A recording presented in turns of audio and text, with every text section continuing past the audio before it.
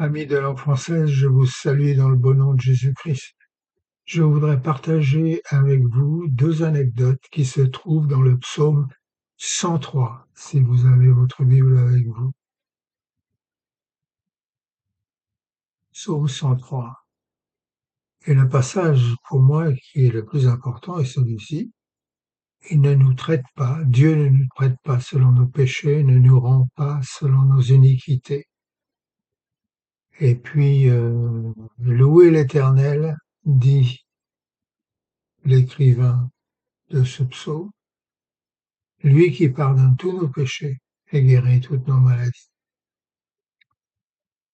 Alors, lorsque je vivais près de Newcastle, dans le nord de l'Angleterre, j'avais l'habitude de rencontrer dans l'un des cafés, chaque vendredi soir, lors de mes tournées avec les journaux de l'Armée du Salut, un homme bien habillé, accompagné de sa très jolie épouse.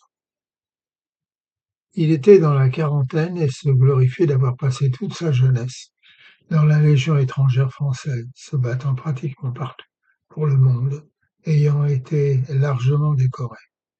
Selon lui, il connaissait donc toute la vie tout de la vie, et puis aussi de la mort. Et donc il avait nul besoin de la religion. C'était pour lui un plaisir devant tous ses amis, chaque vendredi soir, de me provoquer, de me mépriser, de se moquer de moi. Jusqu'au jour où sa femme suggéra qu'il pourrait peut-être écouter ce que j'avais à dire. Je leur ai alors partagé la bonne nouvelle de l'Évangile, parlant de l'amour de Dieu qui a donné son Fils bien-aimé pour le salut du monde.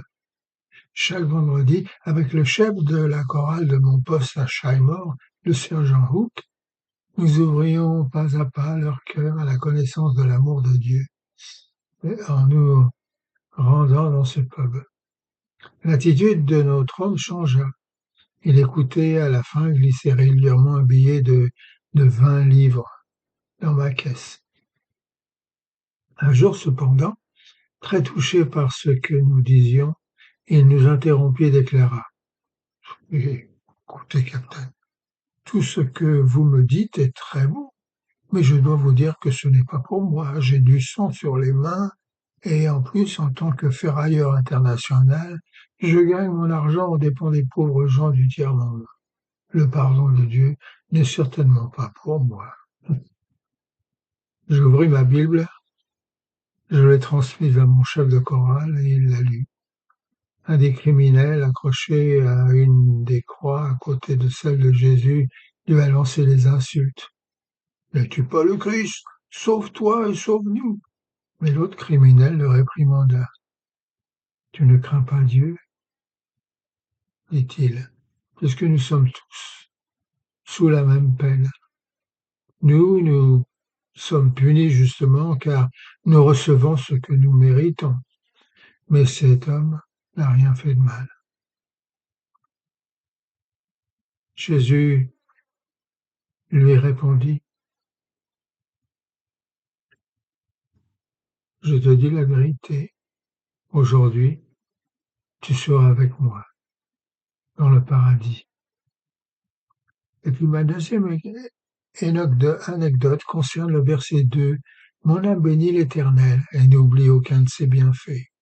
Louez le Seigneur, mon âme, et n'oublie pas tous ses bienfaits. » Dans un vieux livre intitulé Les Lettres de William Booth raconte l'histoire selon laquelle, lors d'un séminaire d'officiers,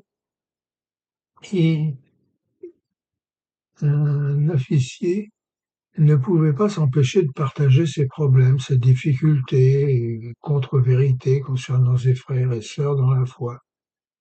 Après avoir terminé son discours, un autre officier s'est levé et a déclaré: « Je vois que mon collègue qui vient de parler habite dans la rue se plaindre. Et j'y ai moi-même vécu un certain temps, mais je dois dire que ma santé n'y était pas très bonne. L'air était pollué, l'eau sentait mauvais, les environs étaient douteux, la zone très agitée. Ma maison était couverte de moisissures, ma vie plus que monotone, ma famille grossière, les oiseaux ne chantaient plus, le soleil ne brillait pas, les fleurs du jardin ne poussaient pas, et j'étais très triste, fatigué. et est toujours de mauvaise humeur. Mais, grâce à Dieu, j'ai déménagé. Je suis allé vivre dans la rue Gratitude. Depuis, ma santé s'est améliorée. L'eau est propre, il y a beaucoup d'air frais, l'environnement est agréable, le quartier paisible, ma maison est élégante, ma famille merveilleuse, les oiseaux chantent, le soleil brille, et il y a plein de petites fleurs colorées dans chaque jardin. Il n'y a pas beaucoup de maisons il y a d'ailleurs beaucoup, pardon, de maisons à louer dans la rue Gratitude.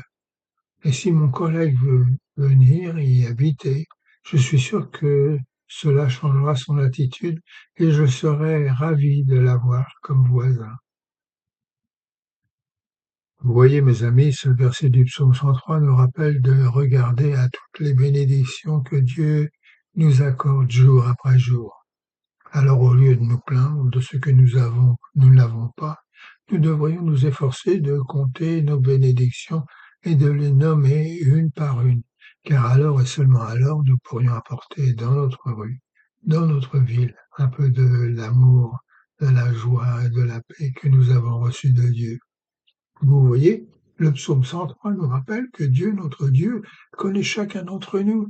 Il connaît notre force et notre faiblesse, mais comme ce psaume nous fait croire en sa grande miséricorde, Dieu est déterminé à nous sauver, car il ne veut pas que le pécheur meure, mais qu'il vive.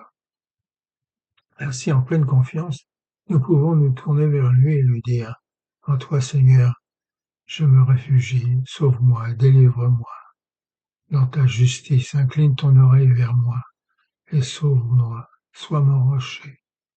Je pourrais toujours aller donner l'ordre de me sauver, car tu es mon roc et ma forteresse. Et alors, nous pourrons chanter contre les bienfaits de Dieu, mets-les tous devant tes yeux, tu verras, en l'adorant, combien le nombre en est grand.